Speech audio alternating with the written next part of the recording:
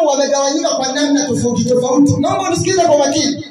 Mungu wakati anaumba, alimuumba hata mchawi na yeye ana roho ya binadamu. Na ndio maana anaweza kuua wote. Ila ukimwambia uwe mwanao, changamoto inaanza. Ukamwambia wewe sasa, chukua mwanao, tumle nyama. Ila kula nyama za wenzie, anafurahia kweli. Hebu sema amen. Kimkuta mchawi anakula nyama za watoto wasiomhusu, analuka, anacheza nyimbo hizo hazijawahi kuchezwa. Ataluka atasema nyama yenye mnofu mzuri. Tena alikuwa bonge huyu. Ila siku ikiambiwa zamu yako, toa mwanao, ndio roho ya ubinadamu huwa inakuja. Amen. Inakuja pale unasikia anasema anatoa upala. Wengine ana roho kali. Anatoa ila wakati anaumia yani. Anatoa lakini anaumia. Hiyo hali kila mtu ako nayo. Sasa Mungu wakati anaumba kila mtu hiyo roho anayo. Duniani kwenye ulimwengu tunaoishi, naomba nisikilize kwa makini na kama unaelewa sema amen. Hebu sema amen. Wanadamu ili akamilike kuwa na roho ya binadamu tu pekee yake haitoshi. Na ndio maana nataka nikwambie, mwanadamu mmoja Mungu ameumba wanadamu wa aina 3. Hebu andika wanadamu wa aina 3. Naomba andika wanadamu wa aina 3.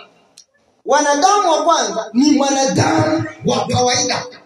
Mwanadamu wa kawaida ana mwili, ana nafsi na ana roho. Huyu ni mwanadamu wa kawaida ambaye hana chochote, yani ni wa kawaida. Hebu sema wa kawaida. Hebu muulize mwenzio, wewe ni wa kawaida au? Na akujibu. Mama Yohana sikipa amesema yeye ni wa kawaida au? Wangapi wanaamini mimi ni mwanadamu wa kawaida? Mwanadamu mwenye, naomba uelewe kusema amen. Mwana, ukisikia kitu kinaitwa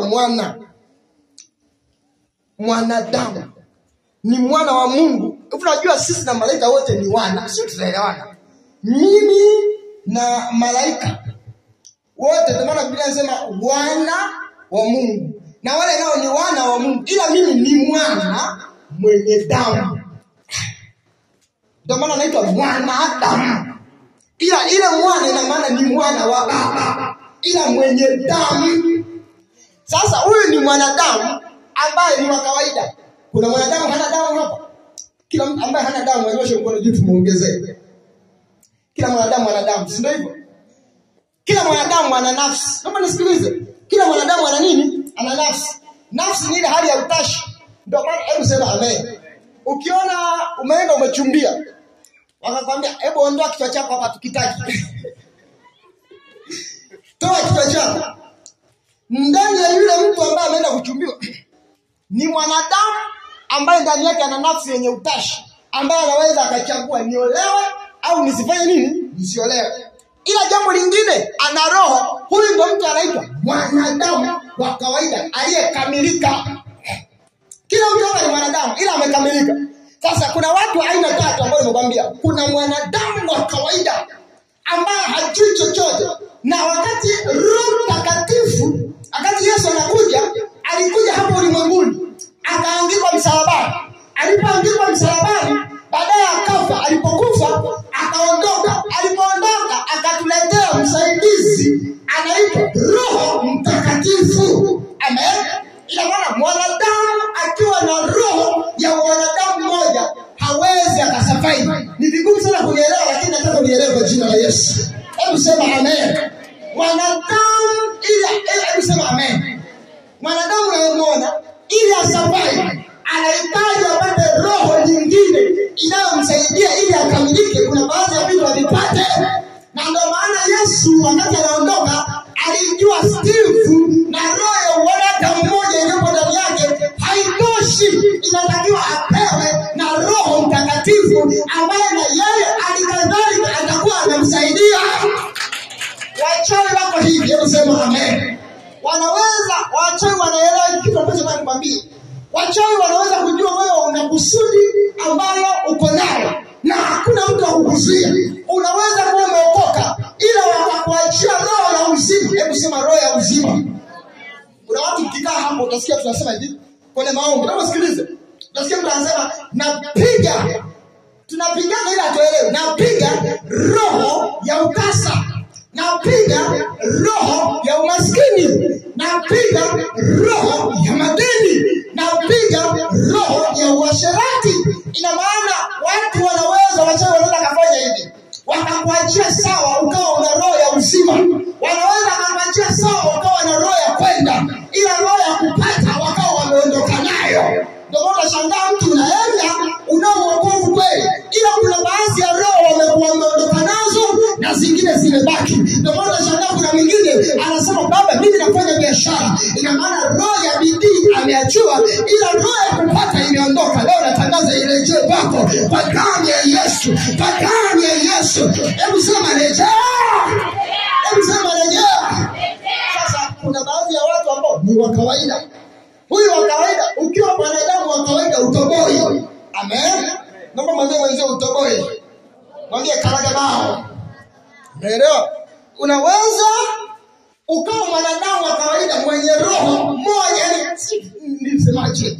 Una roho mimi na Mungu wangu. Mimi wanangu ili uende. Ndio maana Mungu akasema nawaachia. Hajasema nawaachia malaika, anatuachia mtu anaitwa Roho Mtakatifu. Mwanadamu aliyesheheni wakati anatembea anatakiwa ambaye na Mungu, anatakiwa awe na roho ya ubinadamu kwanza, baadaye anaingiziwa na roho ya kumcha Mungu, baadaye anaingiziwa na roho ya kupata, anaingiziwa na roho ya uzima. Ukikosa moja wapo ndio unaenda kwa kuchechemea na inao umeondoka.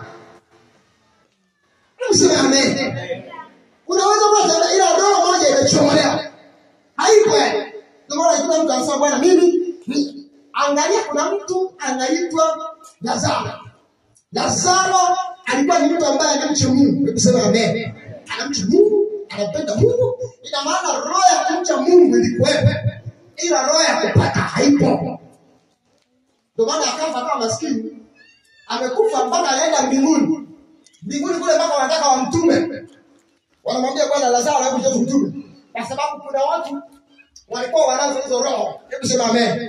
Wanazo hizo roho, wanaelewa siri za roho, wanaelewa ili kupata, nahitaji nipate roho ya kupata. Ndio inabidi nipate roho ya kupata, nipate roho ya uzima, nipate roho ya hivi, nipate roho ya hivi. Ndio maana kuna baadhi ya watu sisi tunakuta tunaomba na piga roho ya madeni. Na ni kweli tumeshafyatua. Ila tangu umefyatua na kukauka ndio umekauka moja kwa moja. Unajiuliza kumbe wakati unafyatua kuomba roho ya kupata utembee nayo. Mimi leo naamuru roho ya kupata itembee pamoja na wewe. Hebu sema amen. Hebu sema amen.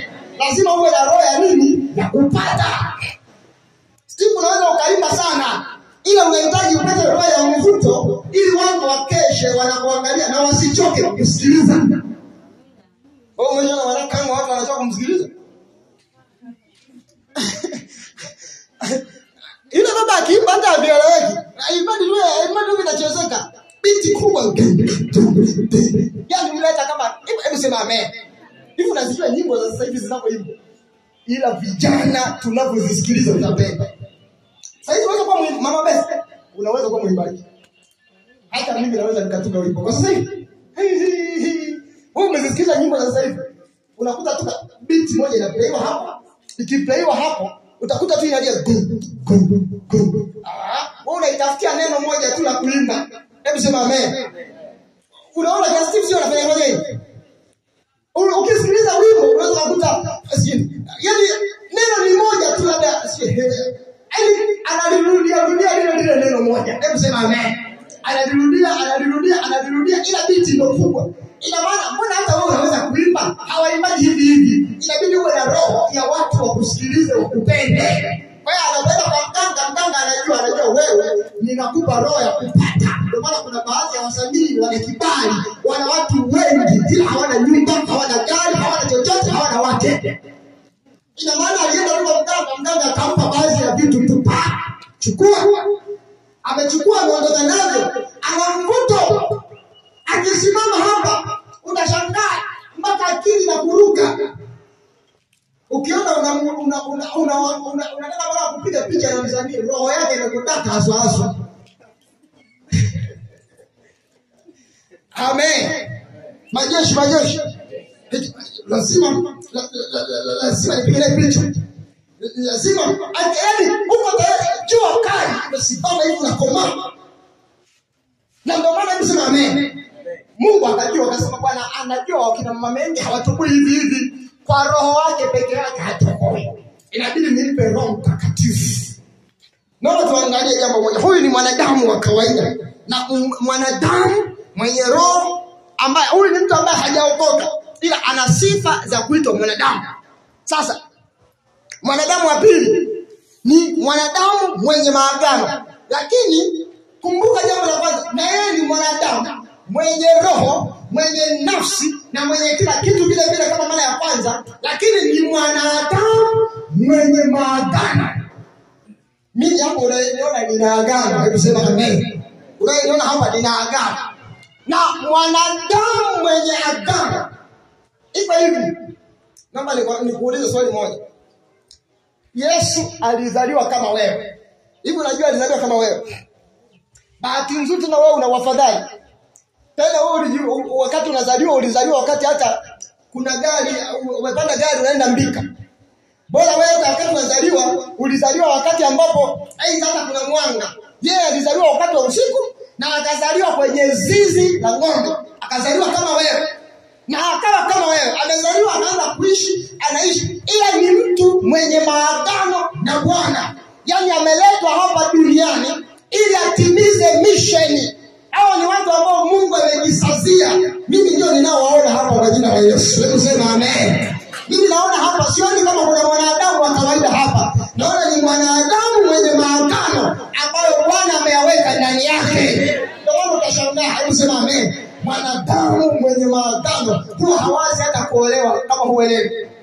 Ukiona tu umeatilia kipaumbele, haleluya, ndo yani Jumatatu muombea ndoa, Jumanne muombea ndoa, Jumatano muombea ndoa, Alhamisi muombea ndoa. Kila siku na kwenye ibada hii umeshamuomba Bwana nizungumze kwa habari ya ndoa yako, imekula kwako, karaja nao. Haleluya. Amen. Haleluya. Wewe ni mwanadamu ambaye huna maagano. Wanadamu wenye maagano ni sawa sawa na Yesu. Walizaliwa hawakuwa na wake, timile kusudi lao litimia vile vile. Kuna mwanadamu mwenye maagano anaitwa Elia Mtishbi. Alishuka, baada ya kushuka akapambana na Ahabu. Wewe ni mwanadamu mwenye agano. Na kwambia mwanangu, una agano vile vile Mungu alipokuita. Unaweza kufanya biashara ila ndani yako utakuwa una agano. Haleluya. Haleluya. Mimi nina agano. Hebu sema mimi nina agano na Bwana. Agano ni nini? Ile hali ya kujisikia. Wanangu, mimi huwa najisikia. Hebu sema amen. Sio ile hali ya kujisikia kulinga ninavyomaanisha, hapana. Ile hali ya kujisikia kwamba mimi sio wa kawaida. Yaani hata kama mawimbi yanakujaje, mimi sio wa kawaida. Hata kama madeni yanakuja, mimi sio wa kawaida. Hata kama nimelazwa hospitalini, mimi sio wa kawaida. Bado nina mission ya kufanya. Haleluya. Ambao unajisikia hivyo ndio mwanadamu mwenye maagano na Bwana. Sema amen. Ina maana unapotembea umesheheni. Roho wa mwanadamu yuko ndani yako. Roho Mtakatifu yuko ndani yako. Na Bwana ameweka agano. Agano litatimia tu. Abrahamu alikuwa ni baba ambaye Mungu ameweka naye agano. Hana mtoto. Angalia watu wenye maagano. Hebu sema amen. Wenye maagano wote huwa tunaona. Unaona unakoelekea. Muulize mwenzio, unaona unakoelekea? Mimi nawaza kufuata. Ninawaza sako hivi. Hivi kuna sako hivi. Hata kwa nawaza mimi, yani mimi maisha yangu ndo haya. Majeshi. Abraham, Mungu anakuja na mtoto. Angalia, naomba funga pamoja na mimi. Tumwangalie mtu mmoja Abraham. Huyu Abraham huyu, fungua Mwanzo 18 na mstari wa kwanza. Mwanzo 18 na mstari wa kwanza. Naomba usikilize kwa makini. Mwanadamu mwenye agano huyu. Bwana akamtokea Ibrahimu karibu na mialoni ya mle alipokuwa ameketi mlangoni pa hema yake mchana wakati wa hari. Naomba urudie pamoja na mimi. Hebu sema Bwana akamtokea Ibrahimu. Hiyo sauti kama hujao. Hebu sema Bwana akamtokea Ibrahimu. Jamani, ni Yesu ni Bwana. Bwana. Na Bwana inayoelezewa hapa ni Bwana ya herufi kubwa. Ina maana ni Mungu muumbaji wa mbingu na nini na nchi. Unasikiliza? Biblia inasema alikuwa ameketi kwenye maagano na wale wakaa, akawa ameketi mahali. Biblia inatuambia mstari wa 2, akainua macho yake, akaona na tazama watu watatu wamesimama mbele yake. Naye alipowaona alipiga mbio kwa lake, akaenda mlangoni pa hema, akainama mpaka nchi, akasema, Bwana wangu, kama nimeona fadhili machoni pako, ninaomba usinipite sasa mimi mtumwa wako. Alipoona tu, Biblia inasema Bwana alipoinua tie macho, haoni tena Bwana. Anaona watu wangapi jamani? Watatu. Mzee wangapi?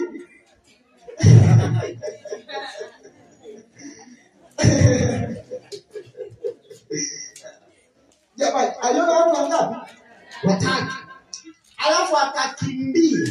Hebu angalia, Bwana na watu watatu ni vitu viwili tofauti. Eti akaenda anakimbia. Alipofika akapiga magoti akasema, Bwana usinipite hapa.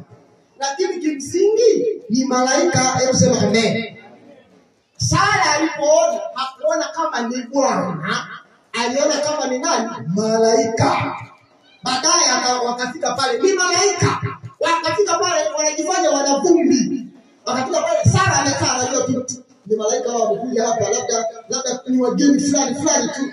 Baada ya muda, angalia kwenye Biblia, wakala chakula. Ila kumbe mwanzoni tumegundua ni Bwana, ila anawatembelea. Ila mtu mwenye maagano anapoangalia watu hawaoni kwa namna ya jinsi walivyo, anaangalia jinsi walivyo ndani. Amen. Alipoona tu akasema huyu ni Bwana, akamkimbilia, akamlaki, akapiga magoti. Baadaye ukisoma Biblia anaanza kushusha herufi yeye. Anasema Bwana zangu kwa herufi ndogo. Ina maana tena sio Bwana waliokuwa wanamwazia mwanzoni, ila kumbe ni Bwana alikuwa amemtokea. Baadaye wale malaika wakala chakula, wakafurahi. Wakasema tumfiche Abrahamu siri hii. Baadaye akasema hapana, tusimfiche Abrahamu siri. Wakamwambia tunaenda kuangamiza Sodoma na Gomora. Abrahamu akabidi akae aseme, Bwana, kama mnaenda kuangamiza Sodoma na Gomora, naomba mniambie, je, mkikuta kule kuna watu wenye haki, mtawaangamiza pamoja na wao? Kwa sababu yeye anaenda kuangamiza waovu. Wale watu wakasema, Abrahamu, hapana, tukikuta wenye haki pamoja na waovu, Bwana hawezi akaangamiza waovu pamoja na wenye haki. Baadaye anaomba, anasema mimi mavuvi tu jamani. Je, mkikuta wenye haki 50 itakuwaje? Ina maana anaelewa, anajua Bwana kule wanapoenda kuna ndugu yangu anaitwa Rutu, ambaye na yeye ni mtu wa maagano sawa na mimi. Amen. Wale malaika wakachukua jukumu na kwanza kwenda mpaka kwa huyo wanaenda mpaka Sodoma na Gomora. Mtu mwenye maagano amekaa mlangoni, ndio mlinzi wa zamu siku hiyo. Amekaa pale, analinda kwenye nchi. Wale watu walipofika, mtu mwenye maagano akawaona, akajua hawa wanakusudi, wamebeba, akawachukua, akawakaribisha nyumbani mwake. Wale watu wa kawaida, ila mtu mwenye maagano hakuna baya linaloweza kumpata, hata kama mabaya yakiwa yameandaliwa kwenye nchi mzima kwa jina la Yesu. Haleluya. Hii naomba ikutie nguvu kwamba huwezi ukazama sawasawa na ndugu zako. Huwezi ukazama sawasawa na mji wa roho. Huwezi ukazama sawasawa na watu wa kawaida. Watu wenye maagano, mtu malaika ambaye huwa anatuepusha naye kwa jina la Yesu. Hautakufa wewe mchana wala usiku kwa jina la Yesu. Mpaka lile kusudi lako kalitimie.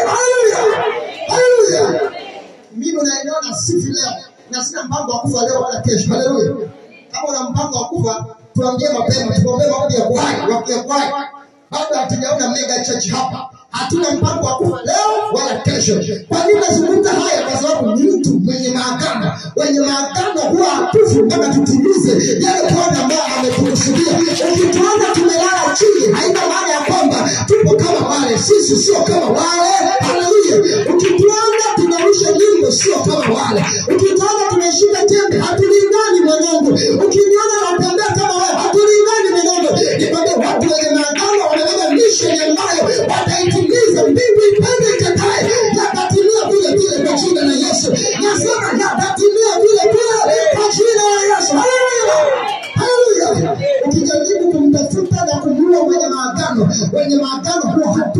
Naomba nikwambie, wenye maagano huwa hatupotei. Tulikuomba kipindi kile hatuna Bwana, ila hatukuangamia. Bado tunaendelea kuishi. Walikufa wengi, ila mwenye maagano wangali bado wanaishi. Mwenye maagano ni wewe, mwenye agano ni wewe. Na maisha ile agano Bwana aliyoweka ndani yako kwa jina la Yesu. Haleluya, haleluya. Hebu sema mimi hapa ni mtu wa agano. Sifi leo, sifi kesho, kwa damu ya Yesu. Hebu nipigie makofi makubwa. Mshika mkono mwingine, wewe ni mtu wa maagano. Ufi leo wala kesho.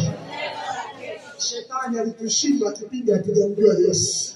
Atuue tuna Yesu. Mtu mwenye maagano, hata kama ukisikia gari limekunduka namna gani, mtu mwenye maagano huwa hapotei. Tuna ndugu yangu mmoja, tunamjua, anaitwa Ibrahim Komba. Alikuja hapa juzi, alikuwa Kigoma, kapanda gari, Mungu amembariki akapata lori ile kubwa, sio lori kidogo kubwa, lile kubwa kabisa, akawa na drive. Baadaye kwa dereva akawa anafanya huko na dereva huko wawili. Alikuwa amekuja hapa, ametoka Kahama muda huo, anaenda Kigoma, anaendesha, baadaye akampa mwenzie, kumpa mwenzie, anaendesha kufika Kigoma kwenye roundabout, gari ikawashinda. Nilikuwa nimebeba mzigo, ikapinduka yote, ikabingita kama mara 5 chini, na imebeba mbao nyingi, mbao zote zikawafunika chini.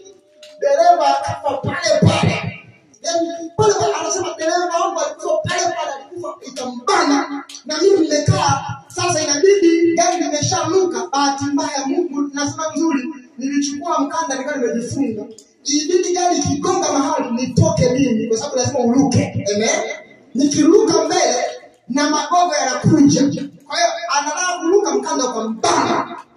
Ile bonnet ikaja mbele kabisa, ikambana mpaka yeye. Bahati nzuri kaishia hapa. Yaani imembana, na kwenye miguu iko sawa, kifanya kila kitu iko sawa, na mikono iko sawa, lakini hawezi kutikisika. Kumwangalia dereva ni damu zinamwagika. Gari limebinuka kama ambao yamedumkia ndani. Watu wanasema wamekufa. Watu wanaanza kutoa vitu. Hii ni mauti kabisa. Siku ya kwanza wanatoa vitu. Wanasema tayari kutoa taratibu. Kwanza kwa sababu kulibomoa gari, inabidi mwanze kuleta hizi nini za kulangia. Cheni soli zinazokata za chuma za blender. Inabidi mwanze kulikata gari kutafuta mili. Wanakata mara ya kwanza, wanamtoa dereva chakali. Uso hauonekani, utumbo haujulikani ulipo, miguu iko tofauti, miguu imenasa chini, kutoa haeleweki, kupandua kabisa. Wanakuja wanaenda kwake, wanamkuta mtu wa maagano amekaa hajala tu. Haleluya. Yeye hajala tu amekaa. Wanakuja wanapata, wanasema ameshakufa, anawaambia kateni taratibu, niko mzima ndani. Wanakata taratibu, wakamtoa akiwa angali hai. Watu wenye maagano hatufi hata kama ajali iwe ni mbaya namna gani. Utasikia mwenye agano amechoropoka. Kusema amen. Sema amen. Usijilinganishe na wengine. Hata kwenye ukoo tunaweza kuzaliwa tumbo hilo, tunaweza kuwa na baba huyu, ila tunaweza kuwa na roho tofauti na maagano tofauti. Nakwambia kweli, sema amen. Kuna mtu anaitwa, kuna mtu, angalia, wote walikuwa wanasumbuka kupata watoto. Kiangalia kwa maisha ya Ana na Penina, mmoja anapata watoto, mwingine hana mtoto. Ila mtoto mmoja aliyepatikana kwa taabu, baba ni yule, mama ni tofauti, lakini baba ni mbegu ndio ile, lakini mmoja anaitwa Samuel, ni wa maagano. Wenye maagano hatufai. Nikwambie, baba watu wanajiuliza hapa, kama unamzungumza mwenye agano ni nani? Bado hawajaja ibadani. Mwenye agano ni wewe, wazungumza na watu wenye maagano. Kama kufa, ingekuwa mpesha kufa. Hebu sema amen. Hebu sema amen. Mimi nakumbuka kila mtu hapa ana shuhuda yake. Hebu sema amen. Kimuuliza kwa sisi ilikuwaje kuacha, atakusimulia mambo ambayo hayaeleweki. Na atakwambia namshukuru Mungu nilipita. Nakumbuka ilikuwa miaka fulani nyuma kidogo, tunafanya kazi mahali, mtu akaiba vitu vyote, akaondoka na hela. Bahati nzuri, bahati mbaya, alikuwa anajua mpaka namba zetu za siri, akaondoa hela, akavunja line, tukakosa msaada. Na hii habari ya kukabila kukadiri namba, wanakuona hadi namba. Haleluya. Yaani unakadiri namba ya Steve Skali, wa Steve anakadirisha namba pale. Hata kama ni mtu wa gari unashangaa kufu. Hebu sema amen. Akaondoka, akavunja, tukawa tuko almost kama Singida hivi. Tukasema sasa ili tupate msaada, ili ndio twende Nzega. Kutoka Nzega kwenda kutoka Singida mpaka Nzega sio jambo dogo. Hebu sema amen. Tulitembea, tulikuwa kama watatu. Tunaingia mlima Sekenke. Tukakimbizwa na watu. Kila mtu mwingine akapanda ambapo umeshafika Sekenke. Hebu nyosha mkono. Sekenke. Ukiwa Sekenke, achana na huu mlima kabla hujaingia. Unakotokea Singida sasa. Ukiwa unatokea Singida, sio unatokea Nzega, unatokea Singida. Tunafika katikati, tukakimbizwa. Wenzangu wakakimbia juu mlimani. Na hatuna simu. Mwingine akakimbia huko, hatuna simu. Mimi nikasema hakuna hiyo. Sikimbii. Ukimbia mlimani uende kufanya nini? Nikanyosha barabara. Haleluya. Nikasema linalokuwa na liwe. Nanyosha barabara. Ingawa watanikimbiza ndani niko wapi? Barabarani. Wakaanza kutukimbiza, ninakimbia barabarani. Nilikimbia. Mungu mzuri sana. Nikaona gari linakuja. Wakati gari linakuja, linatokea huko, mimi nakimbia, ndio linatokea huko. Na kuna lingine linakuja linatokea huko. Yatapishana mangapi? Mawili. Nikajua solution hapa ni kuwachanganya. Unawachanganyaje? Wako mbali wanakuja. Hebu sema amen. Wanakuja wanakimbia. Walipofika nikajua tunatakiwa ili niwachenge. Nikae katikati kati ya gari linalotoka huku na linalotoka huku. Nikisogea katikati na huku litaenda hivi na huku litaenda hivi. Haleluya. Nilipokaa pale katikati sikusimama pale katikati. Kwa hiyo niliposimama katikati linakuja ile lingine likanipisha na ile lingine likanipisha kwa huku. Kwa hiyo niliponipisha kwa huku wale ikabidi wasimame, wanajua nimejitupa kwenye gari. Kumbe ndio nimechanja mbio naendelea mbele. Unaelewa? Nikupe kisa. Funny story. Siku moja natoka Kahama Mkesha. Nikakimbizwa na vibaka. Nimeshuka sehemu fulani kwenye Mkesha. Mkesha mwaka mpya na ukumbuka. Nimeshuka Kahama pale kwenye Mkesha, nilikuwa nakaa Sunset. Nimeshuka pale njiani pale kibao cha Sunset. Nimeshuka vibaka. Kundi la watu vijana wengi. Moyo kama tauyoka. Wenzangu wakamshika, wamemshika alikuwa hapa, okoa roho yako. Kuna muda okoa roho yako. Wakamshika, mimi nilikimbia. Wakasema huyu ndo anaenda, wanajua mimi mwalimu. Huyu mwalimu aliyevaa sura ya kitambaa ndo anaenda, mshikeni. Kundi likanivaa, linakuja. Nikasema sina njia nyingine zaidi ya kukimbilia makaburini. Unajua makaburini ukiingia tu hawaji.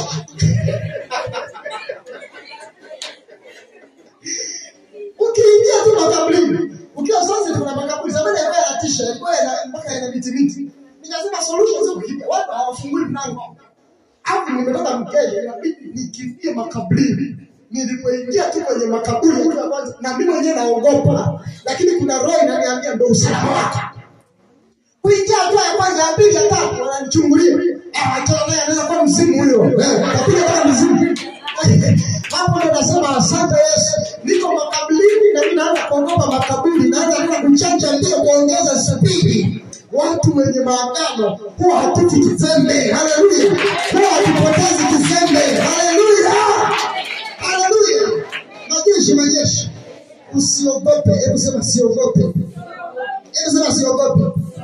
Yakutisha ndipo ila wewe mwenye agano usiogope. Amen. Naomba niwaambie hata kama daktari akikwambia unaumwa nini, ile tu usikuingiza hofu unakufanya shetani ameshakufunga tayari. Amen. Mimi na mtu kaanza kumwambia unaishi nini? Nilimkuta anakula hela mbaya. Kila kipata hela chips nini anasema natumia hela ninavyotaka. Yaani lazima nipande ndege, yaani mambo mengi. Yaani anatumia hela. Kimuuliza nini ananiambia mimi ninakaribia kuona hufi. Ile tu ile mawazo yako yakikubali ndipo umemruhusu shetani akutawala. Amen. Hata kama ukiwa una mji. Unajua kuna wengine ili jina sitaki kulisikia makanisani. Amen. Unajua msimbe yule. Msimbe. Hakuna msimbe mwenye agano.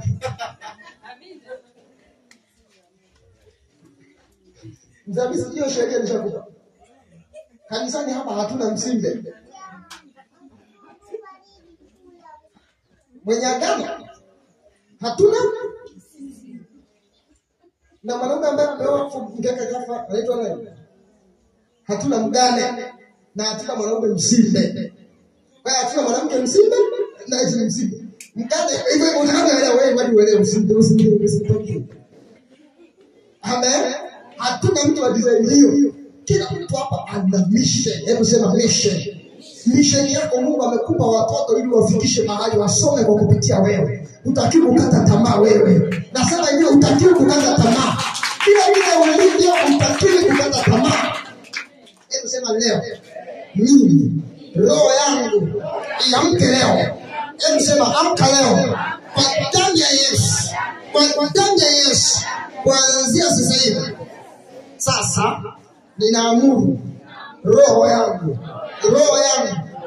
ya kupata iliyokuwa imechukuliwa ninaiamuru njoo kwa damu ya Yesu. Hebu sema amen. Mtu mwenye agano na Bwana ukimlaani unalaaniwa. Amen. Ukimbariki unabarikiwa. Ni ilimradi tu ana agano na nani? Na Bwana. Ukimlaani naomba andika mtu watatu. Mtu mfano wa mwanadamu. Hii sasa hizi takataka zimejaa Dar es Salaam za kutosha. Mtu mfano wa mwanadamu.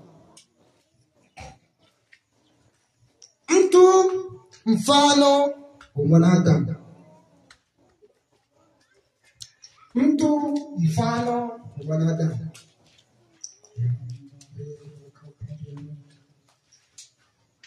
Steve Biko. Tunafanya mambo. Epi Lubango, Epi Jo, Epi Nani, Daud. Sabia.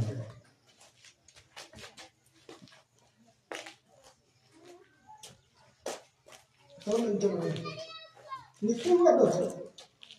Jo.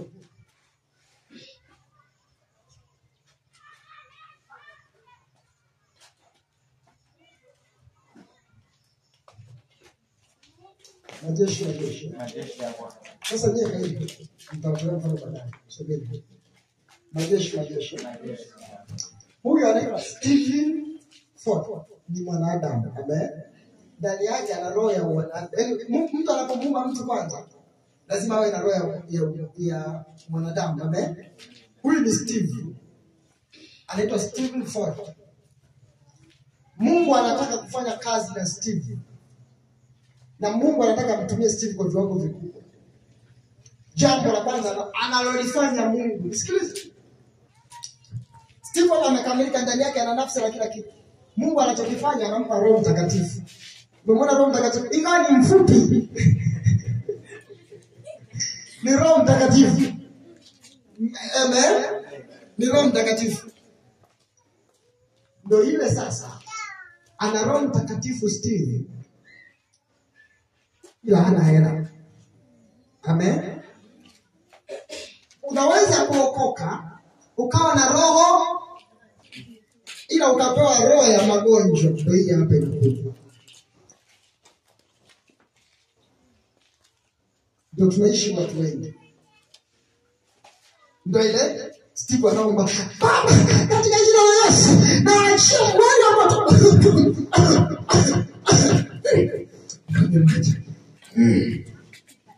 Asiombe ama kifua kinauma sana.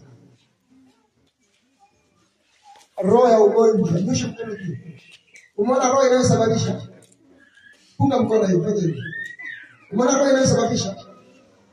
Shetani anaona bwana Steve, inabidi tena nimletee roho ya kupata na kupoteza wasafi.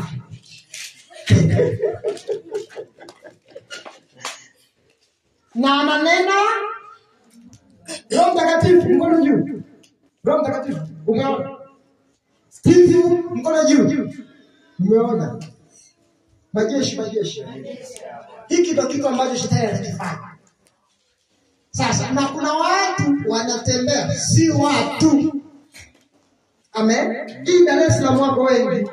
Mtu anatembea ila ndani yake ana roho sio ya wanadamu, yani roho kamili kutoka kuzimu. Ila nje unamuona ni mtu sawa sawa na Abrahamu aliona wale malaika, na alipoona akaona ni watu wa kawaida, wakapewa nyama wakala.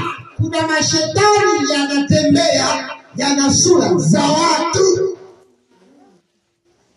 Kwa makini sana kwenye kusaidia watu usiku. Sio baba tu za roho nzuri. Kuna wengine si watu.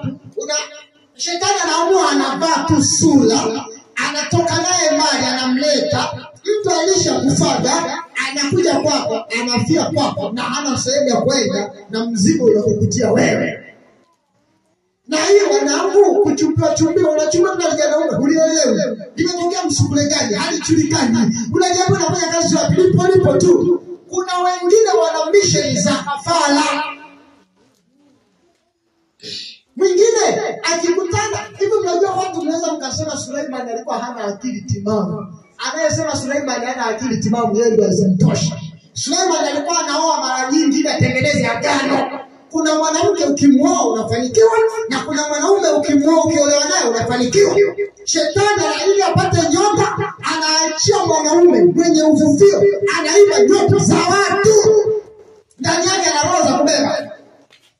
Ila na kwa watu wa Mungu wametuachia hivi. Bwana Roho Mtakatifu yupo ndani yako. Steve naimba. Steve fanya hivi. Anamsifu Bwana. Haleluya. Na mizimu nyuma. Umeelewa?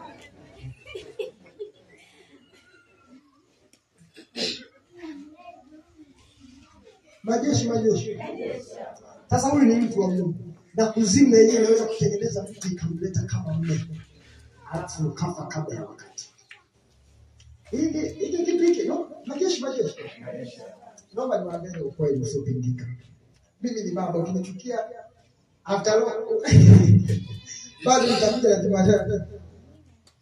Kuona wamefia watu wawili. Eti baba ametakaswa na damu. Amefia. Wanawake hao.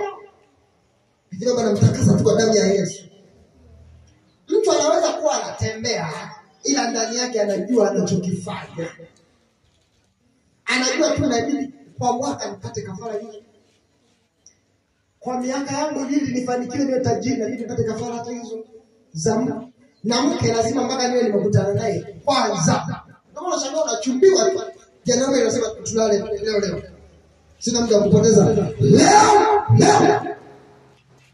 Na hata msimu kuna muda wale vijana mnaopenda unakuta kidogo tu umeenda pale taraji umetafuta limama limoja likubwa ukasema sasa hapa sasa sawa. Wale kwanza kujua talikotokea. Wanakuja na maagano. Ukilala naye anaondoka na nyota. Ndio maana kuna baadhi ya watu naomba nipasue, hebu sema pasue. Hata kama mkidunia baba na pasue kutokuona aibu. Haleluya. Jamii niwekee mkono kwa niombe.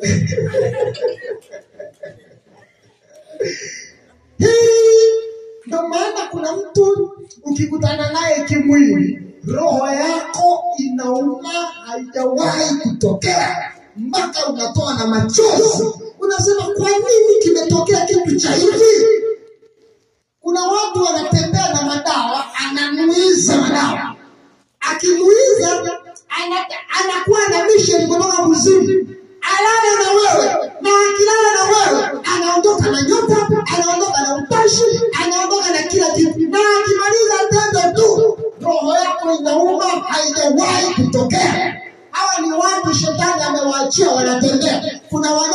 wanaojijua na kuna watu wasiojijua. Hebu sema amen. Hivi vitu vinaonekana kama vya kawaida lakini ndio vina ukweli ndani yake. Watu kuna mtu kama hapo mmoja utakuwa unaelewa. Bahati nzuri speaker yetu hii inasikika hapa. Kuna mtu mmoja akataka mchungaji, ulichokiongea kinanihusu kabisa. Nimeamua kuachana na yule mwanamke ambaye nilikuwa naye natenda nje ya ndoa. Tangu nimemuoa mambo yangu yanaharibika. Hivi unaelewa? Majeshi. Ukiingia Suleiman anaelewa kanuni ya kiroho. Anajua watu wakiungamanishwa mwili mmoja wanapokutana, ukiwa na kahaba mwili mmoja na wewe unaungamanishwa naye, baraka zake zinakuwa kwako na laana zake zinakuwa kwako. Ina maana mnashare. Amen. Familia au kwenye ndoa ya mmoja anayechepuka, tarajia kuna matatizo ya kudumu yasiyoishi. Ile vitu alikuwa na wanaume 10. Alikuwa na wanawake 10, ameacha wote, anaamua kunichagua jasusi, mtu mwenye maagano. Ushinde na ulegeni agano lako. Unauliza mimi majeshi. Mimi kipindi namchukia mama, swali langu la kwanza kabla hata sijamwambia I love you. Yaani ile nimemkaribisha Tanzania nikajua huyu ndo mke wangu. Muulize mama, nikuulize mimi. Swali la kwanza.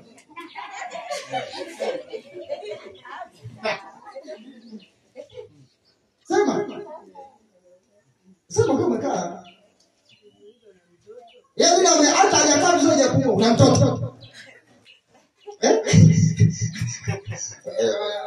Hata kama sijamwambia hivi nakupenda, hata kama sijamwambia Bwana amenionyesha. Swali langu la kwanza, wewe nani jina lako? Na mtoto. Mchungaji sasa. Sina mtoto. Naelewa. Hivi unajua na msinipige mawe. Kuzaa kabla ya ndoa, mtoto utakayekuwa naye na wewe na baba yake na agano hilo, kama ni mmoja anakuwa hayo, bado na la kwangu anakuwa hayo. Wewe unahitaji nguvu. Inabidi unaweza kuona kama jambo la kawaida, lakini inabidi kuvivunja hapo. Sio vya kawaida. Kwa sababu mtoto analisi tabia za baba yake. Mwingine anasema baba ni mmoja na sadaka. Ukiendelea tu story.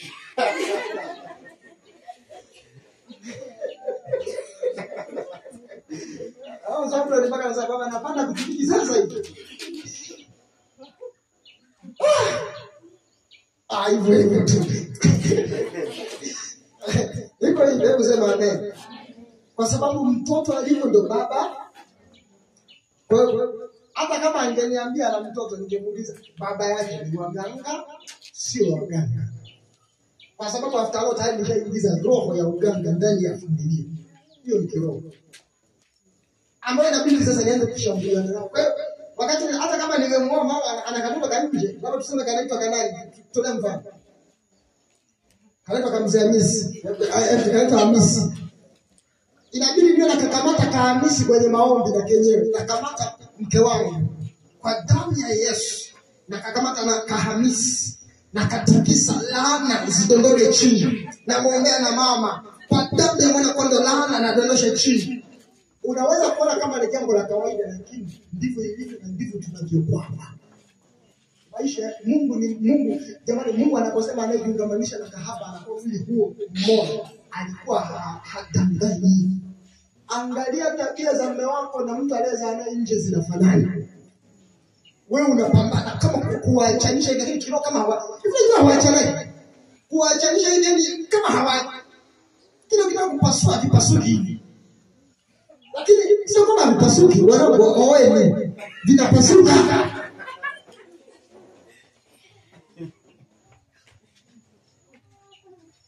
Kwa hiyo unakuta mtu mmoja, naomba nisikilize. Jamani, mmenuna. Mama moto, hebu niangalize huko leo. Mtu mmoja anakuwa na maagano 8. Huyo mtu msalama. Yaani ndani yake binti juu ndani, Abdala ndani, Simeoni ndani, Petro ndani, Yohana ndani, mbatizaji ndani, alafu eti na Steve na yeye ndani.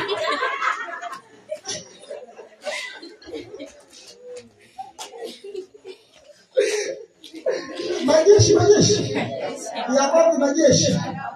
Naomba nielewe. Unaelewa kitakachokuwa kinatokea? Basi njoo haraka. Eva, kimbia haraka. Kimbia. Unga tena kule mizimu inafuata.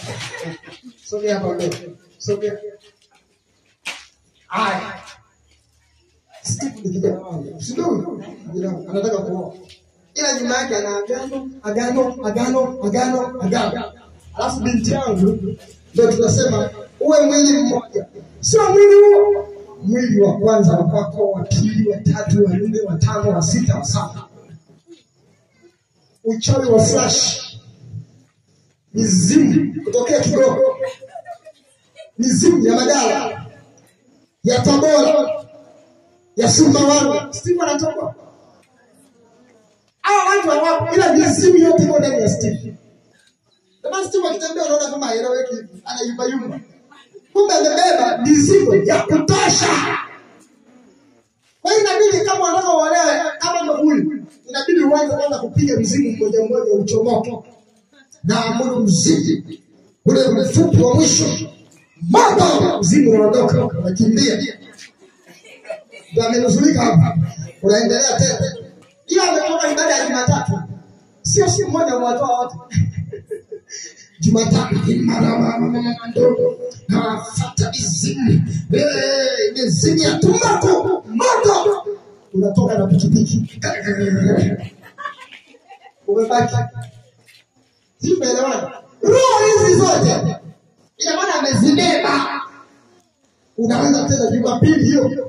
Hapa katika jina la Yesu, mimi Steve Forte na amuru roho ya zile za Ruben. Inatoka ya Ruben. Inapigwa ya Wasafi tena. Inapigwa na nyingine tena. Alafu hizo roho ndio tunashia Mungu. Tunazifunga zikae pahala pamoja. Zisije tena. Steve ndo anaruhusiwa kuoa. Hapa sasa ndio ukiolewa na Steve ndoa ina. Piga makofi. Ila mpaka roho zile zimefanya nini? Makutoka mimi wewe unajua unielewe. Steve ameoa. Amen. Ana mke wapi? Ndoa imekamilika.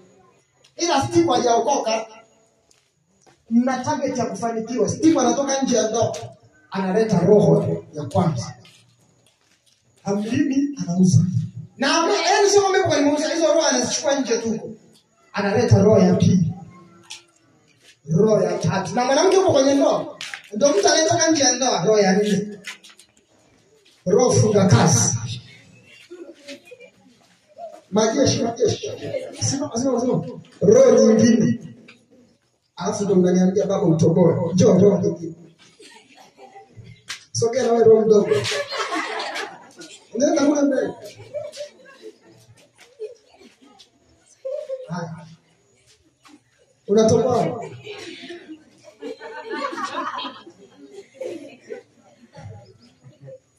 Labda kwa sababu zimekaa mbali mbali. Hebu usogee hapa. Hapa. Wewe sogea hapa kama muonekane kama mnaimba kwaya. Mbona roho hizo?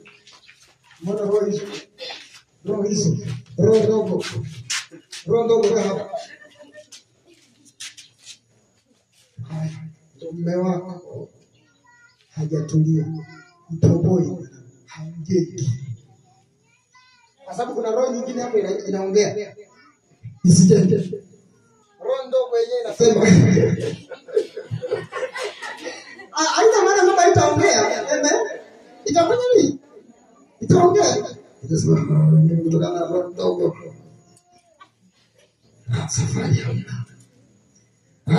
Wewe rudi kijijini. uzaliwe mbaya.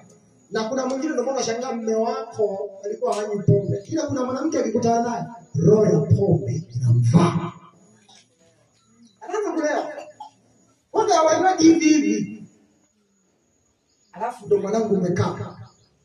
Baba Mungu katika jina la Yesu. Na wewe roho ya mmeo ya nani zote ziko ndani yako. Ndio maana unakuwa mzito. Kwa sababu Mungu kuna roho ya madeni. Mungu kuna roho ya kukataliwa. Mungu tena ndio kuna roho za uganga zingine. Ndio maana unashangaa unazaa mtoto, mizimu kwenu haipo. Ila mtoto wako unashangaa anataka nguo nyeusi. Unaenda kwa mganga anakuambia mpani nguo nyeusi anataka mizimu. Wewe unaanza kujiuliza mizimu ya wapi hii? Unamuuliza baba, hamna mizimu. Bibi, hamna mizimu. Baba, hamna mizimu. Baadaye mnaanza kukaa, mnaanza kujiuliza. Mkienda kwa mganga awatibie, anawaambia hapana. Huyu mizimu inamtaka mtu ambaye hawezekani alishakufa. Basi inamtaka babu wa babu. Ina maana mganga akipiga darubini kwenye anga yake haoni. Ndio maana anabashiri babu wa babu. Ila kimsingi roho zilikuja ulizitengeneza. Alipokuwa Suleiman anaoa, alikuwa anapiga darubini, anaangalia nikioa ufalme ule nimeungamanika nao, nikioa ule nimeungamanika nao, nikioa ule nimeungamanika nao. Ndio maana kuta alikuwa ni mtu mwenye nguvu sana, alikuwa ni mtu mwenye uwezo sana. Wao hivi hebu sema amen. Hai roho hizi zote chambua moja, si tuko tayari jamani, amen. Hii roho moja jamani, huyu ana nguvu kabisa. Iwe ni roho ya kuzuia asipate hela. Hii roho ilivyo ndogo tupe kazi ndogo tu.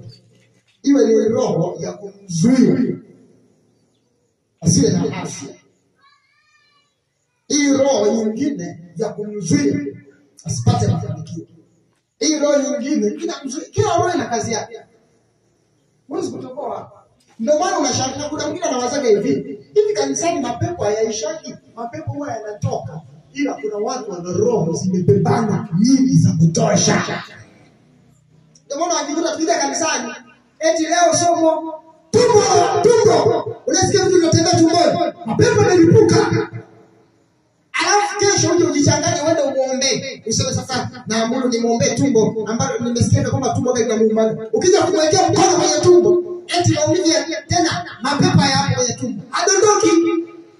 Hiyo kikao ukisema nakamata pepo linalozuia linaloshikilia uso wake. Unashangaa linalia ndani. Unasema litakuwa lile limejibanda, sio lile yako mengi. Amen. Ukienda kwa mganga akishaangalia anatafuta pepo baba lao. Likija linawatia mapenzi wote, linamwambia tulia. Kaza ukweli hizi. Tulia. Hapo inaambia nimetawala. Ndio unasikia? Jamani mimi nimepona. Ndipo limetulia linamwambia mwingine akisema usipate haya, anamwambia wewe tulia hapo. Hapo ile likichoka unasikia. Mwenye sipenda. Pigeni kazi. Linaondoka, anashughulikiwa tena. Anamshughulikia. Yakimaliza kumshughulikia akienda kwa mganga, anawaambia haya sasa kuna vitu ulichelewa kuja tena, tuliite tena, linaitwa haya mzee choka anakuja. Akija anapewa tena dawa, akifika anawaambia nyamazeni tena. Tumefika muda wa kutawala. Ndio maisha tunaishi. Ndio tumekaa tunaanza. Nasikia tu. Sasa nikisikia mzali, niko vizuri, yule mganga ni kiboko, yaani siku moja hilo tuma lile ubia na huyu utakipata cha moto. Kwa sababu labda anapatanaje, akipatanaje hali inaweza kuwa mbaya zaidi. Ndio maana mganga sio salama. Mganga ambaye anaenda kwenye kibuyu anakwambia haya, anaponda, haya anakwambia zungumza. Unazungumza mle ndani. Mimi hapa chuma nimekuja. Nataka hivi. Akichukua anafanya afa anasikiliza. Inaweza ikamwambia, "Oya, ukimsaidia huyo tuna sahani moja na wewe. Weka jitu lingine." Hebu ongea. Taja jina la baba yako. Anafunga. Akifunga ndio ule unakataliwa kwa kila mganga unayeenda. Kifika kwa mganga, naomba msaada. Kila dawa zinadunda. Ni waambie wanao ambao mmetibiwa dawa zimekataa, kwa mganga sio salama. Salama na kwenye madhabahu ya Bwana. Amen. Majeshi. Sasa leo tutapiga roho ya kwanza. Hebu sema amen. Roho ya madeni. Toeka. Kimbia na nywele za rangi. Roho ndogo moto.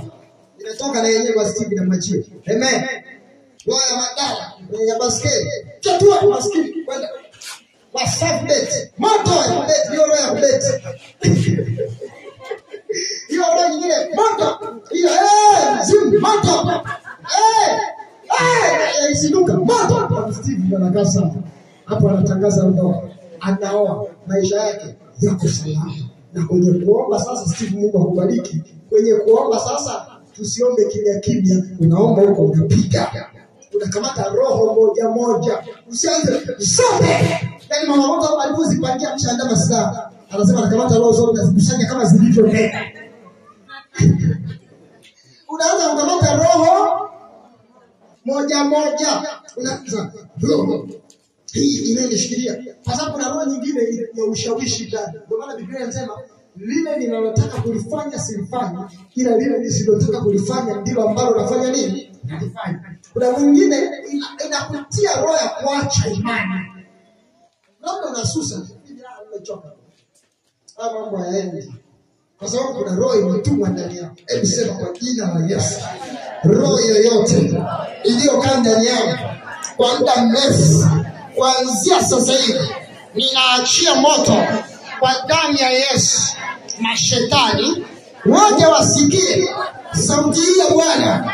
Hebu sema sauti hii ya Bwana, ya kwamba magonjwa, roho za udhaifu, roho za mateso ziniachie. Hebu sema achia. Hebu sema achia. Hebu sema achia kwa damu ya Yesu. Mungu simame.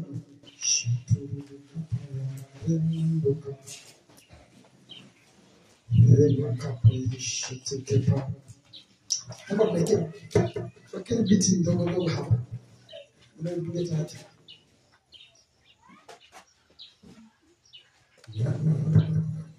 Kama tusimame wote.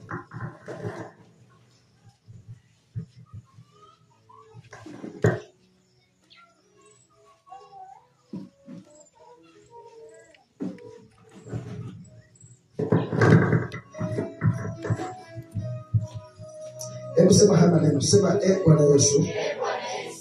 Leo nimejua kuna roho zinazonifuatilia zilizokaa nyuma yangu kwa muda mrefu. Leo naamuru hizo roho zote moja na zikusanya kwenye ulimwengu wa roho, ninazifunga. Hebu sema nafunga kwa damu ya Yesu. Kwa damu ya Yesu. Kila roho iliyotumwa na adui ili ikae ndani yangu, ninaiamuru teketea kwa damu ya Yesu. Ninazama kwenye ulimwengu wa roho, ninafanya vita na yeye, na hiyo roho yoyote nafanya nayo vita kwa damu ya Yesu. Kwa damu ya Yesu nafanya nayo vita. Haitanishikilia. Enzema haitanishikilia. Na ishambulia kwenye ulimwengu wa roho. Na shambulia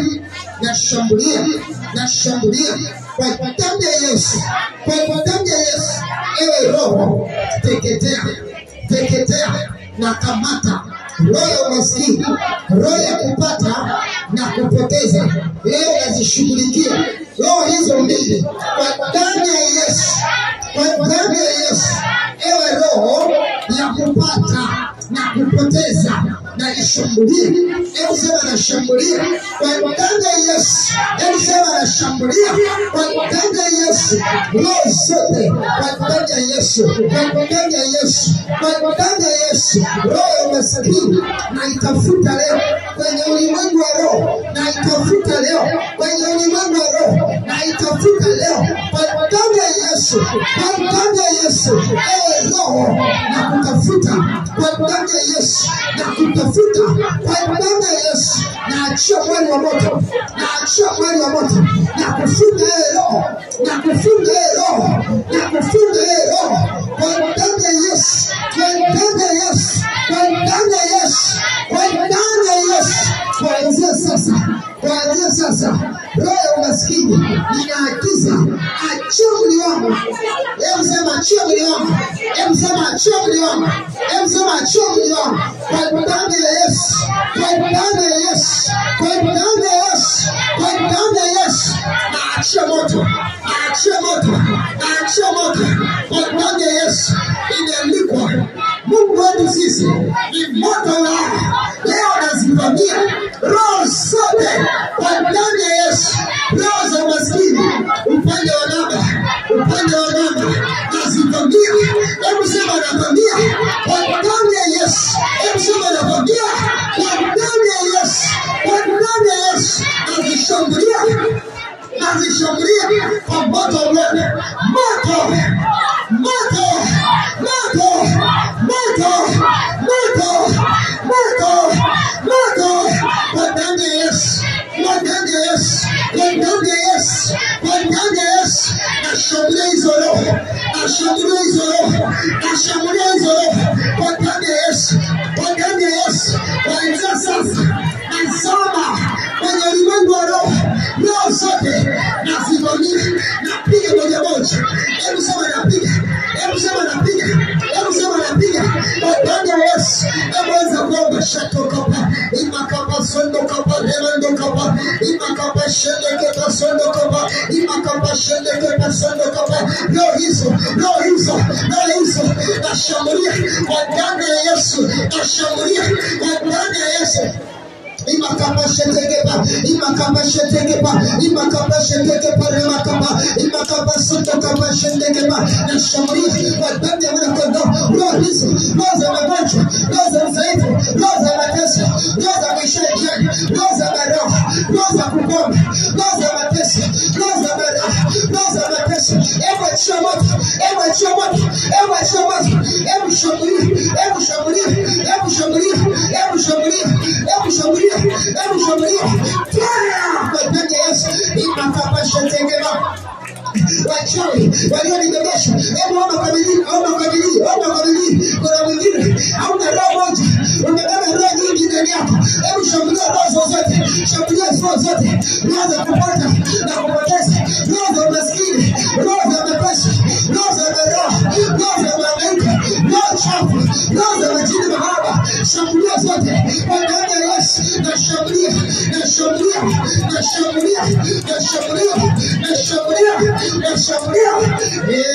Amakapasendo ya mazendele, shandoro mozele, yama mamando zele zele, yama mamando pana, hey hey hey hey hey hey hey hey hey hey. Shambulia, shambulia, shambulia. Shambulia, shambulia, shambulia. Usinyamaze, usinyamaze, usinyamaze. Sitamani kuona mtu asiyeomba. Ni kitu kiko serious. Sheke kama reba kama setegeba, sheke tegeba, sheke tegeba. Shambulia, chomoa roho moja moja, chomoa roho moja moja. Aliyekutana na wewe, anakudanganya, anakuingizia roho. Chomoa hizo roho, chomoa hizo roho, chomoa hizo roho, chomoa hizo roho, chomoa hizo roho, chomoa hizo roho. Roho za bali, chomoa za watu waliokufa, chomoa. Chomoa hizo roho, chomoa hizo roho, chomoa hizo roho. Naziona roho zinachomoka, naziona roho zinachomoka, naziona roho zinachomoka. Chomoa moja moja, chomoa moja moja. Iliyo ndani ya familia, chomoa. Iliyo ndani ya familia, chomoa. Iliyo ndani ya familia, chomoa. Iliyo ndani yako, chomoa. Yakapasete, jetete pande makaba, zederere yamano, na yamuru panda wende, na yamuru panda wende, na yamuru panda wende, na yamuru panda wende, na yamuru yoro panda wende, na yamuru panda wende. Panda yondoke, yamakapa, na yafudia marango, roho hizo zote, na zaburi chomoka, na zaburi chomoka, na zaburi chomoka, na zaburi chomoka, na zaburi chomoka, na zaburi chomoka, na zaburi chomoka. Nazaburi chomoka ndani yako kwa damu ya Yesu. Shando kama rema kama. Hebu sema haya maneno, sema kwa jina la Yesu. Ewe roho, hautakaa ndani yako. Kama kukusanya viti. Kama sogea mbele wote. Tutuke pale.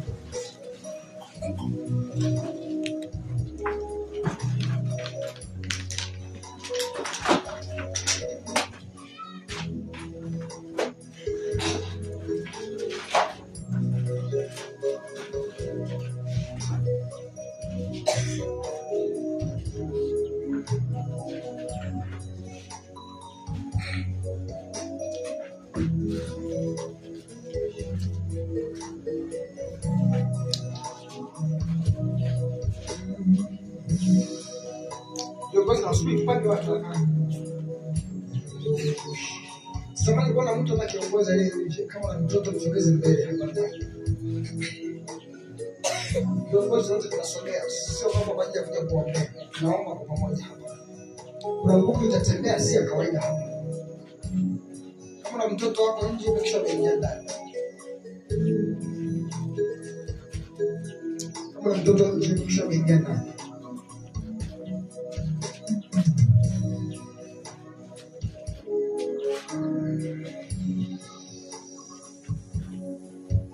Kama mtoto wako yuko nje kisha ameingia ndani. Mungu usema hapa na usema Bwana Yesu. Mungu kana kusema Bwana Yesu. Leo mimi nimekuja kwenye madhabahu yako. Haya maneno unapokuwa unasema Mungu atafanya jambo. Hebu sema leo mimi nimekuja kwenye madhabahu yako. Lengo langu mimi ni msaada wako. Msaada wako wa kiafya, msaada wako kwa damu ya Yesu. Ninaomba msaada wako. Yawezekana ndani yangu nimebeba roho nyingi sana, roho za udhaifu, na kuna zingine nilizibeba kwa makusudi kwa kwenda kwa waganga, na kuna zingine Bwana Yesu nilizibeba kwa bahati mbaya, na kuna zingine Bwana Yesu nilizibeba bila kujua, nilipandikiziwa bila kujua. Wewe ni Mungu wa msamaha. Mwanao mimi nimechoka kuambatana na roho chafu. Kila ninapoenda mahusiano kuharibika, ndoa kuharibika, magonjwa mengi, balaa nyingi, mateso mengi, mikosi mingi, ni kwa sababu ya roho nilizonazo. Nioshe leo kwa damu yako takatifu, kwa damu yako yenye nguvu, kwa damu yako yenye uweza. Bwana Yesu, ni maombi yangu leo ya kwamba kila mzigo niliobeba utadondoka mabegani mwangu, utadondoka mabegani mwangu. Nimechoka kuzibebelea roho za udhaifu, za kuishia njia, za mateso. Leo Bwana, Bwana, Bwana, Bwana, hizo roho ninaziamuru kuanzia leo hii. Mimi na hizo roho hatuna ushirikiano tena. Hebu sema hatuna ushirikiano. Leo na wakana sina ushirikiano na roho ya mganga wa kienyeji. Mimi hapa sitamwota tena huyo mganga. Kwa damu ya Yesu leo namkana kwenye ulimwengu wa roho na ulimwengu wa mwili. Leo namkana, leo namkana. Hebu sema namkana, nakukana, nakukana. Majeshi. Na mtu wakati unasema nakana, kuna roho inasema, nasikia kuna roho inasema sikuachii. Kuna mtu anaposema nakana, kuna roho ndani yake inasema sitoki, sikuachii. Kama useme kumaanisha, nitamwachia mtu mmoja hapa. Na natamani kila mzigo anibebe. Kuna mwingine mbeba mzigo wa mawazo, magonjwa, balaa, mateso na msakama. Hizo ni roho ambazo zinakukumbusha. Kuna mwingine kuna matukio yamefanyika mabaya. Kila roho hiyo iko ndani yako uliibebaga inakukumbusha. Inakwambia hili, kumbuka hili, kumbuka hili. Bwana yuko hivyo. Hiyo ni roho kamili inayokusimamia. Hebu sema Bwana, Msaada wako na uhitaji leo. Hebu sema msaada wako na uhitaji leo. Na uhitaji leo. Kwa damu ya Yesu. Leo ninashambulia roho zote naishambulia. Ninaagiza moto. Hebu sema moto. Hebu sema moto. Fire.